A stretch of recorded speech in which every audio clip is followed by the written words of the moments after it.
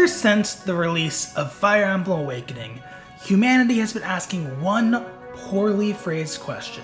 Is Fire Emblem Too Anime?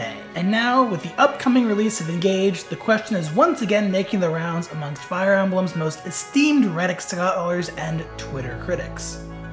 But when someone with an awkward profile picture tells me the series might be too anime for them, I have to wonder why. So, I decided to take a deep dive into this question to finally come to a definitive answer. First, we have to ask what the question even means. Too anime is a critique often used by Westerners when a game or show goes a little over the top. But why is Alier's dual-colored eyes and hair considered too much, but touching tips with Marth to become one being isn't? It all comes down to believability and how seriously the characters take the world. Xenoblade Chronicle 2's infamous blushy crushy moment is a great example of this happening in another series. It's a moment that has no real plot importance, in which the writers show little reverence for their own world in order to make a joke. But what if I told you this problem wasn't exclusive to anime, and that the term too anime is an oversimplification of the problem? The recently released Thor: Love and Thunder is a great example of the same issue happening in Western media.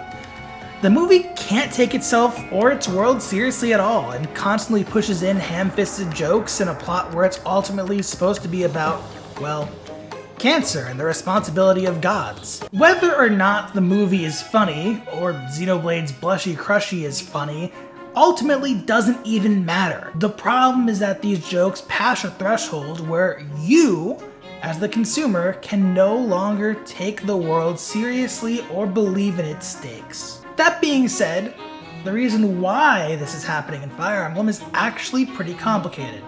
Let's look at this character, Roger. He's a recruitable unit from Fire Emblem Shadow Dragon who is really something of a joke. He joins purely because Sita is hot, which sure, I would too. But after that, the character has no other lines of dialogue in the story, like most of Shadow Dragon's cast. This joke character just isn't important. And that's a good thing. The reason why Awakening started the too anime debate is because characters needed much more screen time. Due to the game's marriage system, every character had to have an extensive list of supports, even with characters they really have nothing to talk about with. This led to a ton of silly supports where characters recite their one character trait back at each other. The truth is that each of Awakening's characters have no more depth than Roger. They just have more screen time to beat their joke into the ground. This leads to characters that feel more one-note than previous entries, even though all previous entries have mostly one-note characters too. This isn't a fixable issue though. A lot of people seem to want Fire Emblem to tell an ensemble story where the whole cast is important, but we don't want to move away from the main lore too much in these games. The reason why most of the game's cutscenes focus on the protagonist is because they want that character to have depth. It's their story after all. And the game actually does have a definitive limit to how much dialogue they can have us read before getting us to the next battle. Look at Triangle Strategy, for example. That game put a lot of players off because you have to read 18 cutscenes and 40 character stories between every single level. I'm struggling through that right now. A video game has a hard limit to how much story and dialogue you can get before you play the game.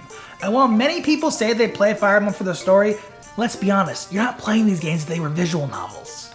But it's not just writing and dialogue that have become too anime. Fate's really pushed this boundary with its character designs. While Awakening has a lot of supports and characters that make the world feel less grounded and hurt its story a little bit, Fate's incorporated the extreme attributes of the characters into their designs. Perry and Camilla are the two most infamous examples of this, both having designs that don't really fit a medieval aesthetic. The reason the designs became more extreme is, well, it tells players everything they need to know about those characters instantly.